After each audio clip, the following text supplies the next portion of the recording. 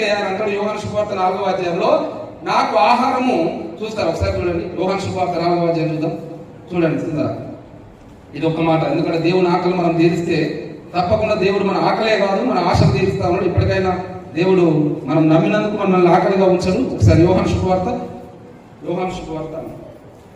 4వ అధ్యాయం. దేవునికి ఆకలి వేస్తుందని మనం అనుకున్నాము. యోహాను సువార్త 4వ అధ్యాయం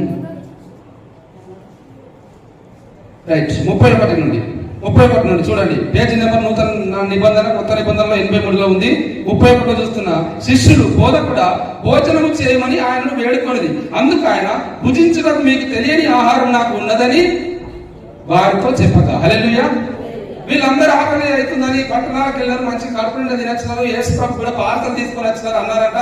శిష్యులు అడుగుతున్నారు, అడగడం కాదు, బైబిల్లో కనబడతా ఉంది, వేడుకుంటున్నారు. బాగా అర్థం చేసుకోండి. అడగడం వేరు, వేడుకోవడం వేరు, మొరపట్టడం వేరు, ఎలుగెత్తి ఏడవడం వేరు. వీళ్ళు అంటున్నారు వేడుకున్నారు, అయ్యో అన్నా కానీ యేసుప్రభు అంటున్నాడంట 32లో అన్నాడు. ఏమన్నాడు? అందుకు ఆయన, భుజించుటకు మీకు తెలియని ఆహారము నాకు ఉన్నదని వారికి చెప్పాను. బాగా అర్థం చేసుకోండి. లోకమంతా శిష్యులందరూ ఆకలేస్తుందని పట్టణానికి వెళ్తా ఉంటే యేసుప్రభు ఎక్కడికి వచ్చినాడు తెలుసా? పాపాత్మురాలైన సమరయ స్త్రీ దగ్గరికి వచ్చినాడు. హల్లెలూయా. యేసుప్రభు యొక్క ఆకలి ఏంటి? లోక సంబంధమైనది కాదు. యేసుప్రభుకు ఉన్నటువంటి ఆకలి ఈ లోకంలో నువ్వు ఇచ్చే డబ్బు ద్వారానో, నువ్వు ఇచ్చే భక్తి ద్వారానో, నువ్వు ఇచ్చే ఆరాధన ద్వారానో దేవునికి ఆకలి తీరదు. అర్థమవుతుందా?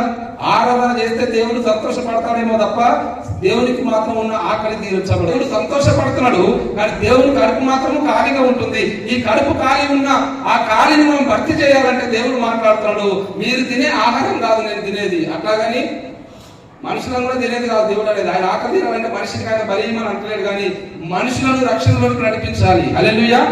ఎవరైతే పాపులుగా, ఎవరైతే బలహీనంగా, ఎవరైతే బంధకాల్లో ఉండి, ఎవరైతే యేసుప్రభు దేవుడిని తెలియక సత్యాన్ని తెలియక లోకంలో ఉన్నటువంటి అనేక రకమైన పద్ధతుల చేత ఎంతమంది అయితే గలిబిలితో ఉన్నారో, గలిబిలిగా ఉన్న వారికి పోయిన ఫ్రైడే రోజు వాక్యం మాట్లాడుకున్నాం. చీకట్లో ఉన్న వారికి వెలిగించినకై అరుణోదయంను అనుగ్రహించినట్లుగా పాపంలో ఉన్న మనల్ని, శాపంలో ఉన్న మనల్ని సత్య మార్గంలో నడిపించడానికి యేసుప్రభు లోకానికి వచ్చినప్పుడు ఆయన అంటున్నాడు, నన్ను ఇతరులకు పరిచయం చేసి నా దగ్గరికి నువ్వు మనుషులను తీసుకొని వస్తే నా ఆకలి తీర్చబడుతుందని యేసుప్రభు అంటున్నాడు. రైట్.